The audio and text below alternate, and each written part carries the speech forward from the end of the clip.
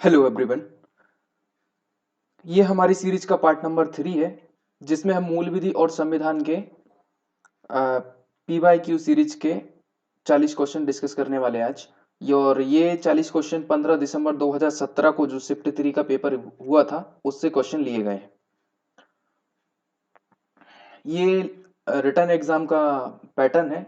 इस तरीके से ये 400 नंबर का पेपर होता है। इसमें 4 सब्जेक्ट आते हैं: सामान्य हिंदी, मूल विधि, संविधान एवं गणित एवं रीजनिंग। प्रत्येक क्वेश्चन 2.5 नंबर का रहता है। इस तरीके से 40 क्वेश्चन आते हैं, प्रत्येक क्वेश्चन 2.5 नंबर का रहता है। तो प्रत्येक सब्जेक्ट के 400 अंक होते हैं और 4 सब्जेक्ट हैं तो टोटल 400 मार्क्स हो जाते हैं। ठीक है।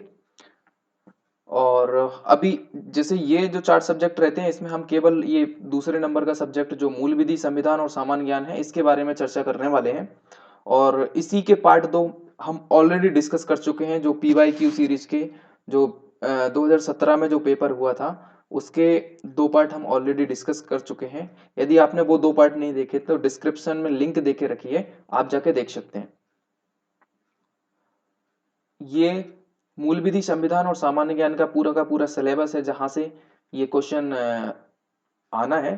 जैसे कि मूल विधि हो गया और संविधान, और इस पूरे पैटर्न को भी 3 पार्ट में बांट दिया: का, खा और गा।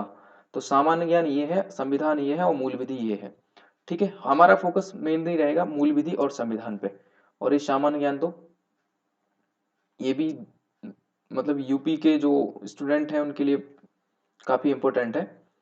भारतीय दंड संहिता, दंड प्रक्रिया संहिता मतलब IPC और CRPC महिलाओं, बच्चों, अनुसूचित जाति के सदस्यों आदि को संरक्षण देने संबंधी विविध प्राविधान। देखिए, मैं सिलेबस को वापस से इसलिए पढ़ के बता रहा हूँ क्योंकि कुछ नए लोग जो जुड़े हैं वो भी इसको जान सकें कि किस जगह से कितने क्वेश्चन आते हैं। ठीक है।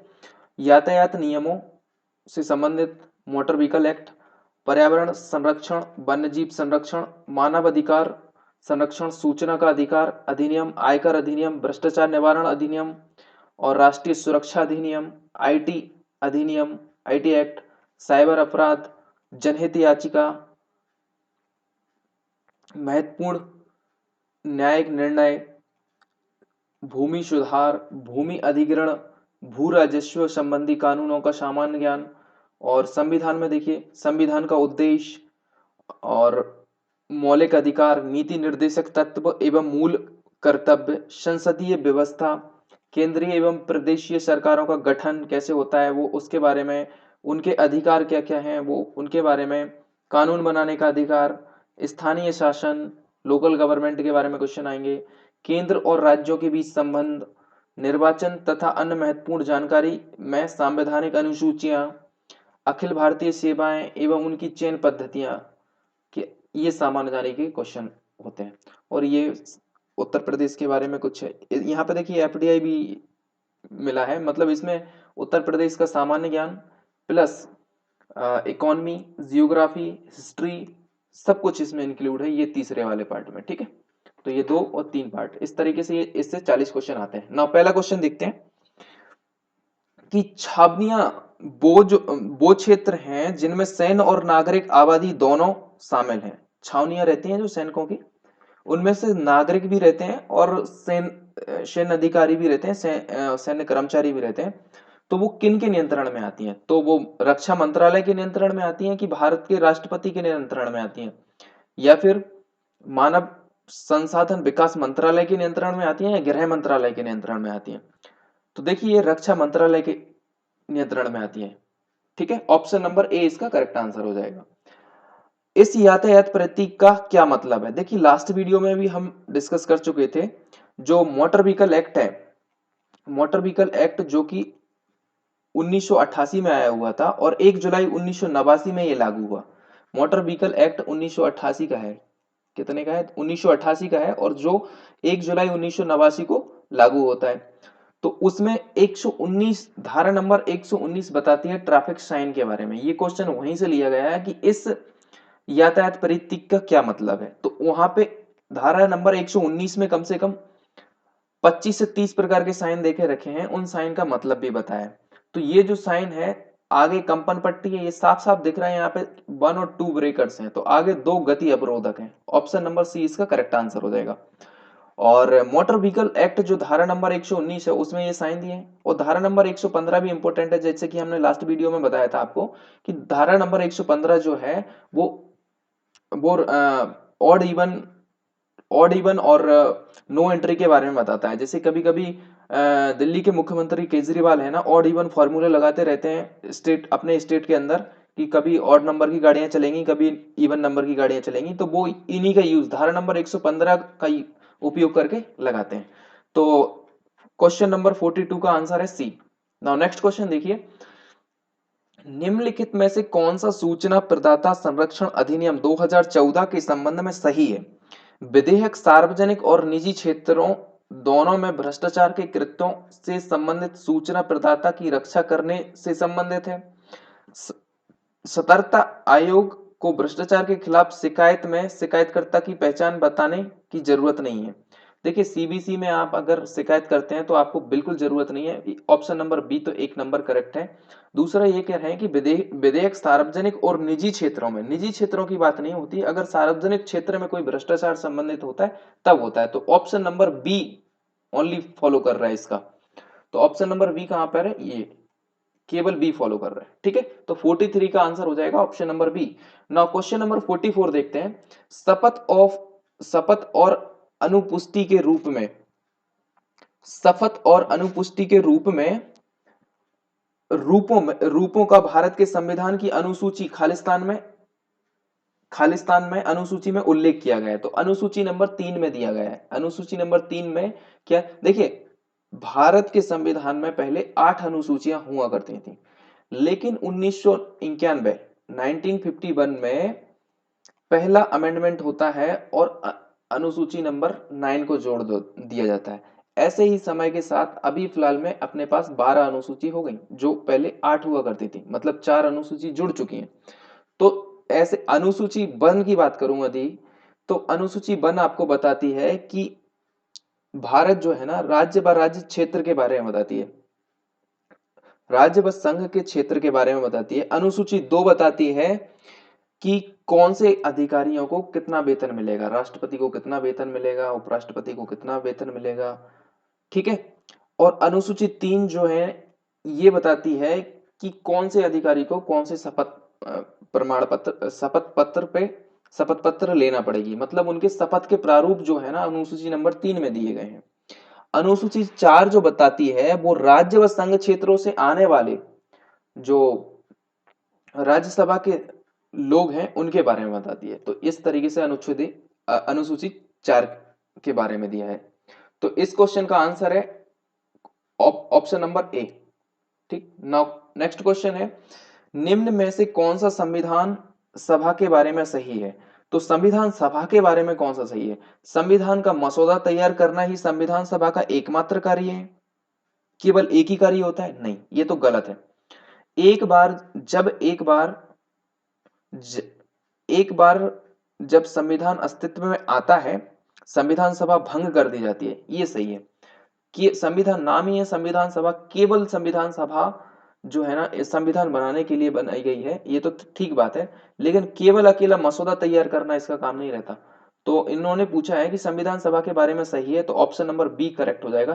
तो 45 का ऑप्शन नंबर सी, जिसमें केवल बी दिया है, ये आंसर करेक्ट हो जाएगा। ठीक है, नाउ क्वेश्चन नंबर 46 देखिए, खालिस्तान एक ऐसा सवाल है जो प्रश्नकाल में पूछा जाता है। तो प्रश्नकाल होता क्या है? देखिए संसद में 11 बजे से लेके 12 बजे तक प्रश्नकाल चलता है, और 12 बजे से लेके 1 बजे तक, जिसे वैसे अगर देखा जाए तो 24 घंटे में इसे डबल जीरो बोलेंगे, डबल जीरो मानते हैं कभी एक को, तो इसे शून्य काल बोलते हैं। ठीक है, एक ऐसा खालिस्तान एक ऐसा सवाल है जो प्रश्न काल में पूछा जाता है।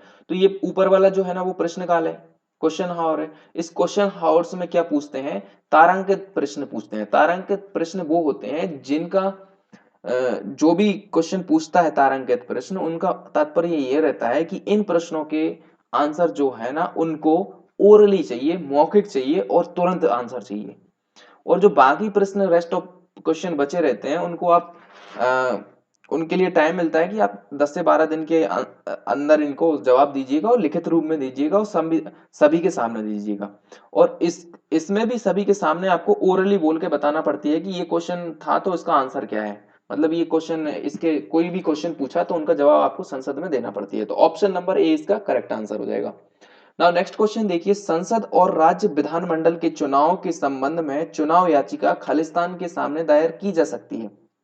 देखिए, संसद और राज्य विधानमंडलों के चुनाव के संबंध में अगर याचिका दायर करनी है तो वो निर्वाचन आयोग के सामने दायर करेंगे, ठीक है। और यदि यहाँ पे पूछ लेता कि संसद और विधानमंडल जो रहते हैं, जिनमें आपकी विधानमंडल में विधानसभा और विधान परिषद जिनमें सम्मिलित रहती हैं, कि चुनाव से विवाद के संबंध का पूछता ना, अगर विवाद हो जाता है तो संबंध में कौन इनका निर्णय करेगा, तो विवाद के संबंध में आप उच्च न्यायालय या सर्वोच्च न्यायालय इनके पास जाते। तो अगर इन दोनों में से कोई एक ऑप्शन में होता, अगर राज्य का मामला है तो वो राज्य के उच्च न्यायालय में जाता, अगर संसद से रिलेटेड है तो सर्वोच्च न्यायालय में जाता। लेकिन यहाँ पे केवल पूछा है कि चुनाव के संबंध में चुनाव याचिका कहाँ पे दायर करेंगे, इसलिए निर्वाचन आयोग।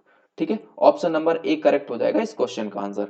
नाउ नेक्स्ट क्वेश्चन देखिए, किसी राज्य विधान परिषद को बनाने या समाप्त करने के लिए राज्य विधानसभा को एक प्रस्ताव पारित करना होगा, जिसे निम्न द्वारा समर्थित होना चाहिए। देखिए, राज्यों के पास क्या रहती है, विधानसभा तो रहती है। अगर उनको विधान परिषद बनाना है, विधान परिषद बनाना है तो उनको सदन की बहुमत संख्या चाहिए, एक तो पहली कंडीशन। दूसरा क्या चाहिए, सदन में उपस्थित और मतदान करने वाले सदस्यों का 2/3 लोगों का बहुमत चाहिए। ये दोनों चीज चाहिए तो उनके पास क्या हो जाएगा, फिर ये दोनों का बहुमत चाहिए तो वो अपना अपना पूरा मसौदा भेज देंगे संसद के पास, और संसद फिर उसको देखेगी कि हाँ इन लोगों ने 2/3 यहाँ से बहुमत ले लिया और ये संसद का बहुमत ज्यादा था, तो फिर ये बनाने का अधिकार दे देंगे कि हाँ अब आप बना सकते हैं विधान परिषद को। ठीक है, तो ऑप्शन नंबर एक करेक्ट हो जाएगा। ये दोनों कंडीशन फुलफिल होना चाहिए, तब जाके आप विधान परिषद को बना सकते हैं। ठीक है, 48 का आंसर नंबर हो जाएगा 1। नाउ क्वेश्चन नंबर 49 देखिए, निम्नलिखित में से किसका भारत के मूल संविधान में राजनीति के एक निदेशक सिद्धांत के रूप में उल्लेख नहीं है। देखिए, राज्य के नीति निदेशक सिद्धांत कहां पर दिए हैं, भाग भाग फर्स्ट में आपको भारत के बारे में बताया है, राज्य संघ के बारे में बताया, भाग 2 में आपको नागरिकता के बारे में बताया, भाग 3 में आपको मौलिक अधिकार, जो कि अनुच्छेद 12 से लेके अनुच्छेद 35 तक आपको मौलिक अधिकार के बारे में बताया। तो 36 से लेके 51 जो आपको आ, आ, क्या बोलते हैं, राजनीति निर्देशक सिद्धांत के बारे में बताया। ठीक है, तो इनमें से पूछा कि उल्लेख नहीं करता, किसके बारे में उल्लेख नहीं करता। देखो, जीवन स्तर को बढ़ावा राज्य का कर्तव्य है, बिल्कुल सही बात है, ये तो उल्लेख करता है। राज्य का कर्तव्य है जीवन स्तर को बढ़ाना, पोषण का स्तर बढ़ाना है, और पर्यावरण की रक्षा करना है, बेहतर बनाना है, ये भी बढ़िया बात है। और सार्वजनिक स्वास्थ्य में सुधार करना है, ये भी राज्य का कर्तव्य है। लेकिन पोषण का स्तर बढ़ाना, ये तो ऑब्वियसली पार्ट नंबर ए का ही पार्ट है ना। देखिए, जीवन का स्तर बढ़ाना, जीवन का स्तर कैसे बढ़ेगा, जब आपको पौष्टिक खाना मिलेगा। तो पोषण का स्तर बढ़ाना तो इसी का पार्ट हुआ ना। तो ये पॉइंट नंबर बी जो है इसका करेक्ट आंसर हो जाएगा। जो ये पूछ रहे हैं ना कि उल्लेख नहीं करता, तो पॉइंट नंबर 20 का करेक्ट आंसर हो जाएगा।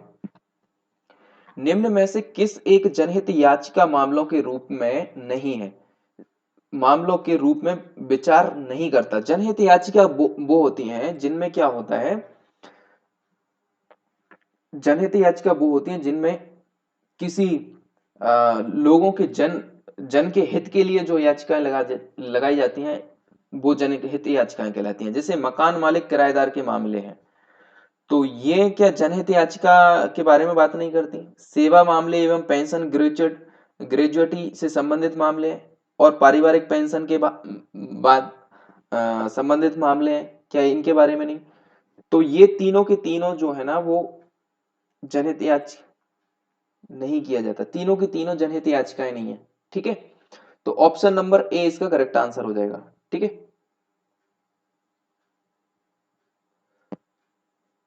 ना क्वेश्चन नंबर 51 भी है। कंप्यूटर तकनीक की पहली पीढ़ी में किस भाषा का प्रयोग किया गया था? तो पहली जो पीढ़ी थी उसमें मशीन लैंग्वेज का यूज कर रहा था, ओनली मशीन लैंग्वेज, ठीक है। और बाद में ये अलग अलग भाषाएं आई, कोबोल, फॉर्ट्रॉन और बहुत सारी डिफरेंट डिफरेंट की, जावा, सी प्लस प्लस, अलग अलग प्रकार की लैंग्वेजेस आई। तो option number D is correct for this question. Now next question देखिए, क्वेश्चन नंबर 52 क्या है कि किस विवादित मामले में सर्वोच्च न्यायालय की बेंच ने कहा कि न्यायिक समीक्षा संविधान की बुनियादी विशेषता है और 9वीं अनुसूची में एक ऐसा अधिनियम सम्मिलित करना जिसे या तो जिसके हिस्से में, देखिए मैंने अभी बताया था अनुसूची 8 हुआ करती थी, 9वीं अनुसूची जो जोड़ी गई वो 1991 में, 1951 में प्रथम संशोधन जो हुआ। देखिए आर्टिकल्स, अनुच्छेद 300 369 क्या 368 क्या बोलता है कि आप संविधान में संशोधन कर सकते हैं। तो पहला संशोधन की आवश्यकता पड़ी 1951 में, ठीक है। 26 नवंबर 1950 को पूर्ण रूप से हमारा संविधान लागू हो गया था।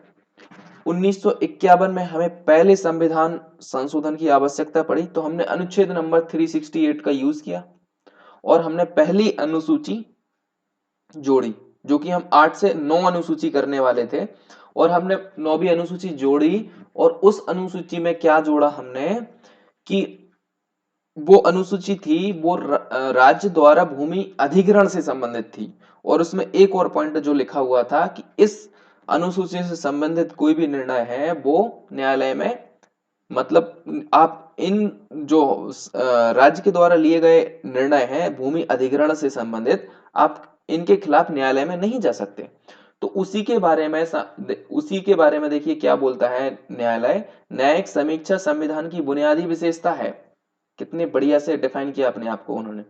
और 9वीं अनुसूची में एक ऐसा अधिनियम सम्मिलित करना जिसे या तो जिसके हिस्से को न्यायिक समीक्षा की शक्ति का प्रयोग करते हुए असंवैधानिक माना गया है, संविधान के मूल ढांचे को नष्ट करना करना या नुकसान पहुंचाना है। तो उन्होंने साफ साफ बोल दिया कि आप इस तरीके से कोई कानून मत बनाइए जिससे कि आप न्यायिक समीक्षा को मतलब न्यायिक पालिका को इस तरीके से मत न्यायिक मत कमजोर करिए, मूल ढांचे में इस तरीके से आप मत छिड़कानी करिए। तो ये IR कोहिलो बनाम तमिलनाडु राज्य के विवाद में ये उन्होंने स्पष्ट किया था, ठीक है। ऑप्शन नंबर ए इसका करेक्ट आंसर हो जाएगा। ना क्वेश्चन नंबर 53 क्या कहता है कि निम्न में से कौन सा एक कर है वो बचत निवेश नहीं है? तो एक बचत निवेश जो नहीं है तो सावधि जमा जो FD है, ऑप्शन नंबर डी इसका करेक्ट आंसर है। नाउ नेक्स्ट क्वेश्चन देखिए 54, उड़ी हमला जम्मू कश्मीर, उड़ी है कहां पर? उड़ी जम्मू कश्मीर के बारामूला डिस्ट्रिक्ट में है। बारामूला डिस्ट्रिक्ट जो है जम्मू कश्मीर का उसी के अंदर उड़ी है। तो जम्मू कश्मीर के राज्य में भारी हथियारों से लैस 4 आतंकवादियों द्वारा हुआ था, ठीक है। तो इन चारों आतंकवादियों ने उड़ी हमले में क्या किया था, जो बारामूला डिस्ट्रिक्ट के अंदर हमारी सैनिक की छावनी है उसके अंदर घुसे, और जो हमारे सैनिक सो रहे थे, निहत्थे थे उस समय, सोते वक्त उनके हाथ में कुछ भी नहीं था, सो रहे थे, आराम कर रहे थे। तो 4 आतंकवादी जो आए वो लैस थे हथियारों से, उन्होंने अंधाधुंध फायरिंग कर दी और हमारे 20 के 20 सैनिक को बुरी तरीके से मार दिया, ठीक है। तो ये 18 सितंबर 2016 की घटना है। फिर उसका बदला जो है हमने सर्जिकल स्ट्राइक से लिया था, ठीक है। तो ऑप्शन नंबर डी इसका करेक्ट आंसर हो जाएगा। क्वेश्चन नंबर 55 देखिए, इन चारों को तो यहीं पे निपटा दिया था, फिर हमने सर्जिकल स्ट्राइक भी लगाई थी, ठीक है। तो केंद्रीय जांच ब्यूरो सीबीआई की स्थापना 1 अप्रैल 1963, कब हुई स्थापना? 1 अप्रैल 1963 में हुई। तो ये इन्होंने पूछा है कि पहले सीबीआई निदेशक कौन थे, संस्थापक के समय निदेशक कौन थे? तो डीपी कोहली पहले इनके निदेशक थे। 1 अप्रैल 1963 को सीबीआई की स्थापना होती है, ठीक है। तो ऑप्शन नंबर सी इसका करेक्ट आंसर हो जाएगा। और इसी के साथ सीबीसी भी देखिए, सीबीसी क्या होता है, सेंट्रल विजिलेंस कमिश्नर जो है, कमीशन जो है 11 फरवरी 1964 को इसकी स्थापना होती है, 11 फरवरी 1964, ठीक है। नाउ नेक्स्ट क्वेश्चन देखिए, निम्न में से कौन सा राजनीति निदेशक सिद्धांतों में नहीं कहा है। देखिए भाग नंबर, अभी मैंने बताया था, भाग नंबर आप जाएंगे किस पे, 4। भाग नंबर 4 बताता है राज्य के नीति निर्देशक तत्व, जो कि हमने आयरलैंड से लिए हैं। किससे? ये अवधारणा जो है ना, हमने आयरलैंड से ली है, राज्य के नीति निर्देशक तत्व। ठीक है, तो इनमें कौन सी बात है जो इनमें से नहीं कही गई है, नहीं कहा गया है? ठीक है, शिक्षा का अधिकार, बिल्कुल पहले नंबर तो यही है कि शिक्षा का अधिकार तो नहीं कहा, बिल्कुल नहीं कहा। ग्राम पंचायतों का गठन, इसके बारे में तो बोला है, नहीं कहा गया, पूछा है। तो ऑप्शन नंबर ए, मतलब ऑप्शन नंबर ए यहाँ पे ये करेक्ट हो जाएगा, बी। जो नहीं कहा गया वो बताना है हमको, ये तो कहा गया है, ये थोड़ी बताना है। ठीक है, क्वेश्चन नंबर 56 का आंसर हो जाएगा बी। नाउ क्वेश्चन नंबर 57, निम्नलिखित में से कौन सा भारत में निर्वाचित प्रतिनिधियों का एक संसदीय विशेष अधिकार है? संसद का विशेष अधिकार है। तो देखिए संसद को कुछ विशेष अधिकार भी दिए गए हैं। तो संसद, संसद में बोलने की स्वतंत्रता है, सांसदों को संसद में संसदीय विशेष अधिकार है, बिल्कुल संसद में बोलने की स्वतंत्रता है, पहला तो बिल्कुल है। Question number, option number B, संसद में कुछ भी कहने नहीं, कुछ भी कहने की नहीं है आजादी, तो ये तो गलत हो जाएगा। जब सदन चालू है तो एक गवाह के रूप में भाग लेने से छूट है। देखिए कहीं पे कोई सांसद है, किसी के साक्षी के रूप में जाना चाहता है, कहीं पे उनकी सुनवाई चल रही है, तो यदि सदन चल रहा है तो वो उसके लिए, उनके लिए छूट दे के रखी है कि जब सदन चल रहा हो तुम एज अ गवाह कहीं पे नहीं जा सकते और आपका कोई कार्रवाई नहीं होगी, तो ये छूट दे के रखी है। तो ए और सी दोनों करेक्ट हो जाएंगे, ऑप्शन नंबर डी इसका करेक्ट आंसर हो जाएगा। 57 का हो गया डी। नाउ नेक्स्ट क्वेश्चन देखिए, निष्कर्ष बोतल बनाने में इस्तेमाल होने वाला पॉलीमर है। तो निष्कर्ष बोतल जो रहती है उसके लिए हम सबसे ज्यादा डेंसिटी वाला पॉलीएथिलीन लेते हैं, तो ऑप्शन नंबर डी इसका करेक्ट आंसर हो जाएगा। नाउ क्वेश्चन नंबर 59 देखिए, संविधान का वो कौन सा एकमात्र हिस्सा है जिसे पूरी तरह से हटा हटा दिया गया है? भाग नंबर 7 जो है उसे पूरी तरीके से हटा दिया गया है। ठीक है, हिमालय में पांगसांग दर्रा, पांगसांग दर्रा जो है अरुणाचल प्रदेश को म्यांमार से जोड़ता है, मिलाता है, अरुणाचल प्रदेश को पांगसांग दर्रा के थ्रू मिलाते हैं। म्यांमार को पहले बर्मा भी बोलते थे। ठीक है, नाउ क्वेश्चन नंबर 61 देखिए, निम्नलिखित में से कौन सा संगठन वैश्विक भूख सूचकांक जीआई जारी करता है? तो देखिए अंतरराष्ट्रीय खाद्य नीति अनुसंधान, जिसे बोलते हैं international food policy research institute, जो है वो वैश्विक जिसकी स्थापना 1975 में की गई थी, और इसका हेडक्वार्टर जो है वो वॉशिंगटन डीसी, ठीक है, सॉरी, हेडक्वार्टर जो है ना वॉशिंगटन डीसी के अंदर है, और इसकी स्थापना 1975 में की गई थी। ये वैश्विक भूख सूचकांक केवल भूख सूचकांक जारी नहीं करता, ये बताता है कि कौन सा देश कितना गरीब है, कौन से देश में स्वास्थ्य कैसा है, और कौन से देश में जीवन की क्या वैल्यू है। ठीक है, तो ऑप्शन नंबर बी इसका करेक्ट आंसर हो जाएगा। अन्हिलवाड़ा किस राजवंश की राजधानी है? देखिए अन्हिलवाड़ा जो है वो सोलंकी राजवंश की राजधानी है। तो पाल वंश की राजधानी क्या थी? देखिए पाल वंश की राजधानी थी, पाल वंश जो है ना, पाल वंश के संस्थापक देखिए गोपाल हुआ करते थे। ठीक है, पाल वंश के संस्थापक गोपाल हुआ करते थे, और पाल वंश की राजधानी थी मुंगेर। और मूलराज जो है ना, सोलंकी राजवंश है, इनकी राजधानी तो अन्नेलवड़ हुआ करती थी, और मूलराज इनके संस्थापक हुआ करते थे। और इसी तरीके से मौर्य वंश के संस्थापक जो है ना वो चंद्रगुप्त मौर्य हुआ करते थे, और उनकी राजधानी हुआ करती थी पाटलिपुत्र। ठीक है, तो नाउ नेक्स्ट क्वेश्चन देखते हैं। भारतीय दंड संहिता धारा 307 का संबंध निम्न में से किससे है? 307, धारा 307 का आंसर हो गया, देखिए धारा 307 बोलती है कि हत्या का प्रयास आपने किया है, तो धारा 307 में हत्या का प्रयास आता है। अब देखिए ये समझिए कि 300, धारा 300 क्या बोलती है? धारा 300 देखिए ये सारी आईपीसी की धारा है, किसकी है? आईपीसी की। धारा 300 मर्डर के बारे में बताती है, हत्या के बारे में बताती है। और धारा 302 क्या बताती है? उस हत्या के लिए दंड, उस हत्या के लिए दंड, दंड के बारे में प्रावधान किया गया है, जिसमें दंड में आता है आजीवन कारावास और फांसी की सजा। ठीक है, अब धारा 307 भी इंपॉर्टेंट है। धारा 307 क्या बोलती है? हत्या करने का आपने प्रयास किया है, तो धारा 307 बताती है हत्या करने का प्रयास, जो इसमें पूछा गया है। ठीक है, और 300 7 के बाद 309 भी बताती है कि यदि आपने आत्महत्या करने का प्रयास किया है, तो आत्महत्या करने का आपने प्रयास भी किया है तो वो भी एक अपराध है, धारा 309 बताती है। ठीक है। और एक 312 है जिसमें गर्भपात कराने से संबंधित है। 312, 312, धारा 312। ठीक है। तो ये इंपॉर्टेंट धारा थी, 302, 300, 302, 307, 309, 312। ठीक है। खालिस्तान नाम भारत के परमाणु कार्यक्रम को दिया गया था, जिसमें भारत ने पोखरण में 15 किलोटन प्लूटोनियम उपकरण का विस्फोट किया और परमाणु क्लब का सदस्य बना। तो ऑपरेशन स्माइलिंग बुद्धा के थ्रू हमने ये पोखरण में परीक्षण किया था। ठीक है। 64 का आंसर हो जाएगा option number C. Now question number 65, वे किसान जो तुरंत फसल ऋण चुका देते हैं, भारत सरकार उनको 0.2% की छूट देती है। ठीक है। अतिरिक्त ब्याज सहायता देती है, अतिरिक्त ब्याज सहायता। क्वेश्चन नंबर 66 देखिए, निम्नलिखित में से कौन सी एक रूपांतरित चट्टान है? चट्टान तो तीन प्रकार की होती है। चट्टान रॉक जो है ना, 3 टाइप के होते हैं। एक अग्नेय चट्टान, इग्निशियस रॉक्स, और सेडिमेंट्री रॉक, और मेटामॉर्फिक रॉक। मेटामॉर्फिक रॉक यानी रूपांतरित चट्टान। एक होता है इग्निशियस रॉक, इग्निशियस, सेडिमेंट्री और मेटामॉर्फिक। यहाँ पे मेटामॉर्फिक की बात की गई है। तो मेटामॉर्फिक चट्टान कौन सी है? मेटामॉर्फिक बनती कैसे है? इग्निशियस और सेडिमेंट्री रॉक का प्रेशर और टेम्परेचर के कारण जो परिवर्तन होता है, और परिवर्तन के दौरान जो चट्टान बनती है उसे बोलते हैं मेटामॉर्फिक चट्टान। तो मेटामॉर्फिक चट्टान है तो इन सी नट, ये जो लिखा है ना, ये गलत टाइपिंग, गलत हुआ है यहाँ पे। या तो होगा ग्रेनाइट से नीस बनती है, यहाँ पे नीश होगा या निस्ट होगा।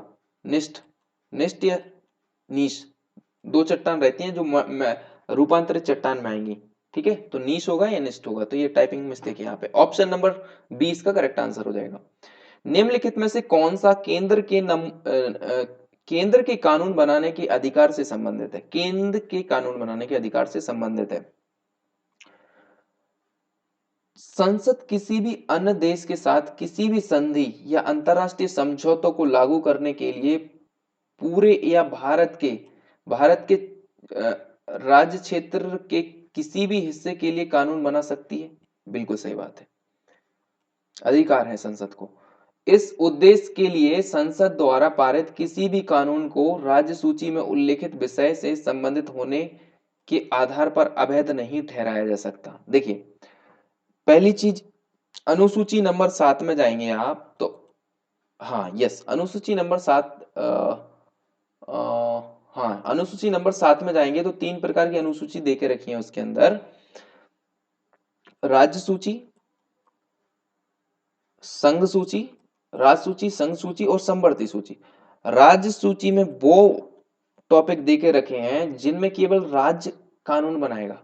संघ सूची में वो टॉपिक देके रखे हैं जिनमें केवल संघ कानून बनाएगा। और समवर्ती सूची में वो टॉपिक देके रखे हैं जिनमें राज्य और केंद्र दोनों कानून बनाएंगे। जैसे कि इस टॉपिक में शिक्षा एवं वन, शिक्षा एवं वन दोनों ऐसे टॉपिक हैं जिनमें राज्य और केंद्र दोनों कानून बना सकते हैं अपने। लेकिन यहाँ पे बात करी है कि संसद किसी भी अन्य देश के साथ किसी भी संधि या अंतरराष्ट्रीय समझौते को लागू करने के लिए पूरे पूरे या भारत के राज्य क्षेत्र में किसी भी हिस्से के लिए कानून बना सकती है। हाँ बना सकती है, क्योंकि उसमें संघ के पास ये जो विषय है ना, विदेश से संबंधित मामले जो है ना, वो संघ सरकार ही देखती है, तो वो बना सकती है। ऑप्शन नंबर 1 इसका करेक्ट है। इस उद्देश्य के लिए संसद द्वारा पारित किसी भी कानून को राज्य सूची में उल्लिखित विषय से संबंधित होने के आधार पर अवैध नहीं ठहरा जा सकता। तो आप ये नहीं बोल सकते कि आपका तो ये हमारे राज्य में तो लिखा ही नहीं था, इस तरीके का कानून जो आप बना रहे हैं कि इसमें लागू नहीं होगा, तो इस तरीके से अवैध नहीं ठहराया जा सकता। तो सही है 67 का, 67 का आंसर हो जाएगा ए, दोनों सही है। ठीक है, अवैध नहीं ठहराया जा सकता। ऑप्शन नंबर ए इसका करेक्ट आंसर हो जाएगा। यदि एक लोक सेवक अनुसूचित जाति और अनुसूचित जनजाति संबंधित अपने कर्तव्य की उपेक्षा करता है, जो उसे अनुसूचित जाति और अनुसूचित जनजाति अत्याचार निवारण, देखिए SC/ST एक्ट कब आया? SC/ST एक्ट आया 1889। 1889 को जो एक्ट आता है और वो 30 जनवरी 1889 को लागू हो जाता है। 30 जनवरी 1889 को लागू हो जाता है। ठीक है। 30 जनवरी 1889 को लागू हो जाता है। तो इसमें पूछा गया है कि जो धारा 4 है, वो धारा 4 में अगर कोई लोक सेवक है, वो कोई फरियादी आया है, SC ST का कोई अपना भाई आया और उसने बोला कि हमारे साथ ये अत्याचार हुआ है, और कोई लोक सेवक है, उसने उसकी बात नहीं सुनी या नहीं मानी, तो उसके लिए कितनी अवधि दंड किया जा सकता है? तो 12 माह, 1 साल तक के लिए उसे दंडित किया जा सकता है। ठीक है, 68 का C, option number C correct answer हो जाएगा। भारतीय पुलिस सेवा IPS जिसे बोलते हैं इंडियन पुलिस सेवा के लिए संपर्क नियंत्रित करने वाला प्राधिकरण कौन सा है? तो IPS कौन देखते हैं? IPS IS को तो ये देखते हैं भारत के गृह मंत्रालय के अंदर आते हैं। ये सारे लोग किसके अंतर्गत आते हैं? गृह मंत्रालय। ऑप्शन नंबर सी इसका करेक्ट आंसर हो जाएगा। भारत में अबाधित मार्ग में खुदरा क्षेत्र में प्रत्यक्ष विदेशी निवेश की अनुमेय सीमा कितनी प्रतिशत है? तो आप सीधा सीधा कह सकते हैं कि भारत में FDI कितने परसेंट हो गया है? तो 100% FDI कर दिया है। ठीक है, ऑप्शन नंबर डी इसका करेक्ट आंसर है। निम्न में से कौन सा निकाय सूचना का अधिकार RTI के दायरे में आता है? तो ये स्वापक नियंत्रण ब्यूरो। स्वापक देखिए यहाँ पे बहुत ज्यादा क्लिष्ट हिंदी का इस्तेमाल हुआ है। ये नार्कोटिक्स कंट्रोल ब्यूरो है, नार्कोटिक्स कंट्रोल ब्यूरो। ठीक है, NCB। RTI जो है ना, देखिए RTI right to information act जो है 12 जून 2005 को अपना मंजूरी मिली, और नहीं, 15 जून 2005 को मंजूरी मिलती है और 12 अक्टूबर 2005 को ये लागू हो जाता है। और इसमें 31 तो धाराएं हैं और 5 चैप्टर हैं और 2 अनुसूचियां हैं। तो इसमें जो धारा नंबर 8 है, धारा नंबर 8 में क्या बताया है? धारा नंबर 8 में उन लोगों के, उन संस्थाओं के नाम दिए गए हैं जो RTI के दायरे में नहीं आती।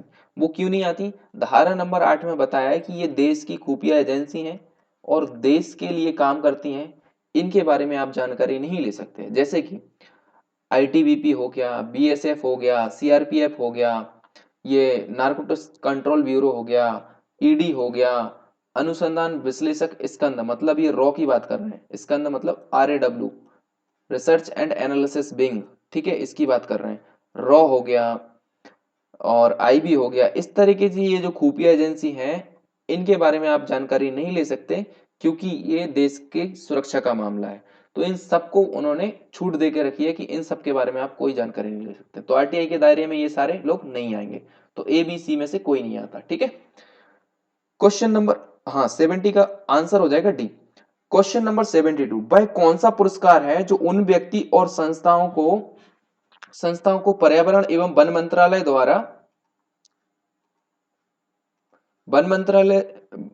द्वारा दिया जाता है जिन्होंने वनीकरण और बंजर भूमि, वनीकरण मतलब फॉरेस्टेशन में बहुत ज्यादा अच्छा काम किया है, और बंजर भूमि जो जमीन रहती है जो जिसपे अच्छे से फसल नहीं होती, भूमि के विकास के क्षेत्र में अग्रणी काम किया है, उन लोगों के लिए मिलता है पुरस्कार इंदिरा प्रियदर्शनी वृक्ष मित्र पुरस्कार। ऑप्शन नंबर सी इसका करेक्ट आंसर हो जाएगा।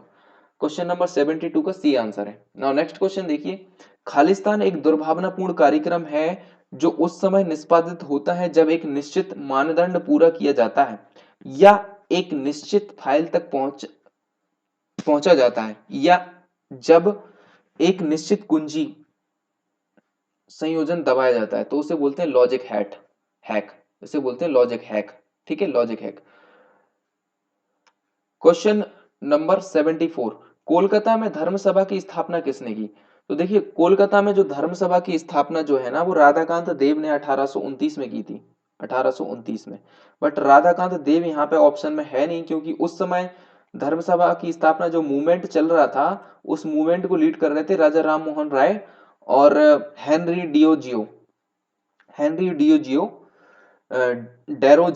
जिसे डेरोजियो भी बोलते हैं, डेरोजियो, हेनरी डेरोजियो और राजा राम मोहन राय दोनों लीड कर रहे थे। और ये कोलकाता में धर्म सभा की स्थापना जो की थी, वो राधाकांत देव ने की थी। तो राधाकांत देव कहीं ऑप्शन में है नहीं, यहाँ पे गोपी मोहन देव है, तो इसलिए हम हेनरी डेरोजियो को लगाएंगे। ऑप्शन नंबर डी इसका करेक्ट आंसर हो जाएगा। निम्न में से कौन से संगठन ने एक आजीविका संसाधन के रूप में भूमि और जंगलों पर लोगों के नियंत्रण पर ध्यान केंद्रित किया और 2007 में बैनर जनादेश और 2012 में जन सत्याग्रह की पदयात्रा आयोजित की? तो ये एकता परिषद थी, इन्होंने ऐसा काम किया था। ऑप्शन नंबर ए इसका करेक्ट आंसर हो जाएगा। नाउ क्वेश्चन नंबर 76 देखिए, शहरों में भूमिगत मिट्टी के प्रदूषण का सबसे बड़ा कारण कौन सा है? जो भूमिगत प्रदूषण होता है वो कैडमियम की अधिकता के कारण होता है। कैडमियम जो है वो मिल जाता है भूमि में, तो भूमि प्रदूषण होता है। ऑप्शन नंबर डी इसका करेक्ट आंसर हो जाएगा। नाउ नेक्स्ट क्वेश्चन देखिए 78, चीन में बनी विश्व की सबसे बड़ी रेडियो दूरबीन का उपनाम बताइए। ये करंट अफेयर से क्वेश्चन है, देखिए करंट अफेयर से भी एक दो क्वेश्चन आ जाते हैं। तो यहाँ पे इसका नाम है त्यानयान त्यानयान इसका नाम है। ऑप्शन नंबर ए इसका करेक्ट आंसर हो जाएगा। निम्नलिखित में से कौन सा मद राज्य सूची का एक हिस्सा नहीं है? राज्य सूची मतलब, सॉरी यहाँ पे राज्य सूची का हिस्सा बोला है, राज्य सूची का हिस्सा है। ये वही अनुसूची 7 में जो है, अनुसूची 7 में 3 प्रकार की अनुसूची दे के रखी है। एक राज्य सूची, एक संघ सूची और एक समवर्ती सूची। तो यहाँ पे पूछा है कि कौन सा टॉपिक जो है वो राज्य सूची का हिस्सा है? तो राज्य सूची में भारत में तीर्थ ये भी उसी का हिस्सा है। इस पे जो भी कानून नियम बनाना है वो राज्य सरकार बनाएगी। साथ में मनोरंजन के जो साधन है वो भी राज्य सरकार का हिस्सा है। कृषि पे जो टैक्स लगाना है वो भी राज्य सरकार का हिस्सा है। और जो अ, जुए वगैरह हैं इनमें जो टैक्स लगाना है ये भी राज्य सरकार का हिस्सा है। ठीक है, ऑप्शन नंबर डी इसका करेक्ट आंसर हो जाएगा। नाउ नेक्स्ट क्वेश्चन देखिए, अंडे की सफेदी में मौजूद प्रोटीन जो विटामिन बी सेवन का रासायनिक नाम क्या है? बायोटीन। क्या नाम है?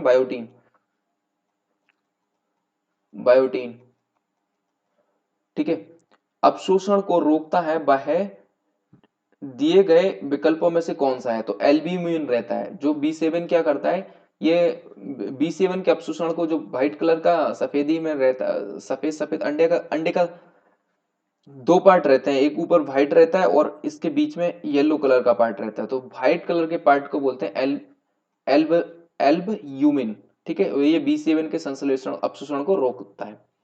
सरकारी खर्च के स्रोत कौन से हैं? तो देखिए क्वेश्चन नंबर 80 जो लास्ट क्वेश्चन है यहाँ का, इसमें देखिए ऑप्शन में गड़बड़ी देके रखी है, क्योंकि यहाँ पे ब्याज दर में बढ़ोतरी दो प्रकार से देके रखा है। इसका आंसर है सरकारी खर्च के स्रोत कौन से हैं?